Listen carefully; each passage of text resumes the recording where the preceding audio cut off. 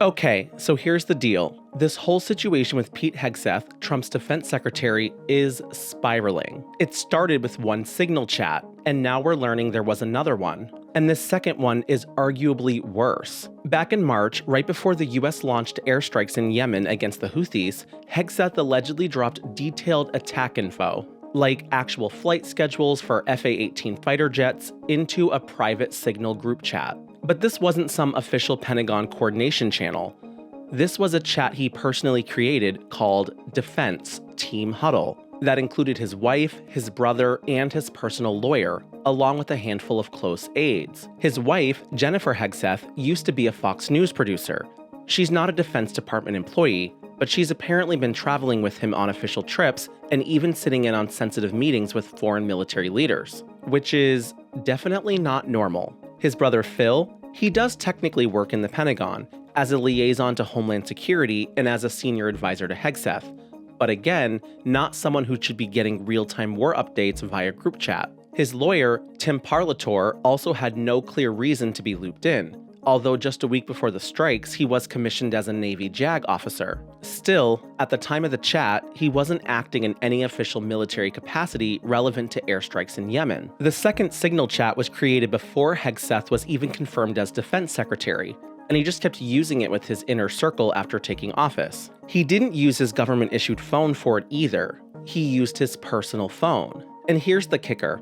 While the first leak, the one reported by The Atlantic, was blamed on Trump's national security advisor Mike Waltz, who accidentally added The Atlantic's editor to a chat with senior officials, this chat wasn't an accident. It was Hegseth deliberately sharing attack details with people who had no operational need to know. People in his own department warned him not to do this a day or two before the strikes.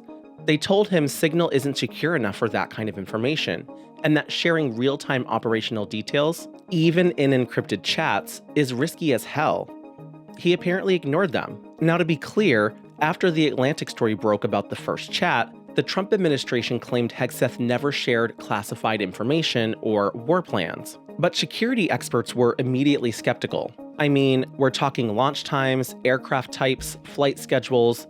If that type of stuff got into the wrong hands, it could have put US pilots at serious risk. Fast forward to now, and the Pentagon's acting inspector general is officially investigating all of this. He's specifically reviewing whether Hegseth and others violated Defense Department rules by using Signal for official military business. The investigation was triggered by a bipartisan request from two powerful senators, Roger Wicker, a Republican, and Jack Reed, a Democrat. That alone shows how serious this is. And as if all of that weren't enough, the scandal has triggered a full-blown shakeup in Hegseth's office. Three of his top advisors, Dan Caldwell, Darren Selnick, and Colin Carroll, were just fired and escorted out of the Pentagon after being accused of leaking info.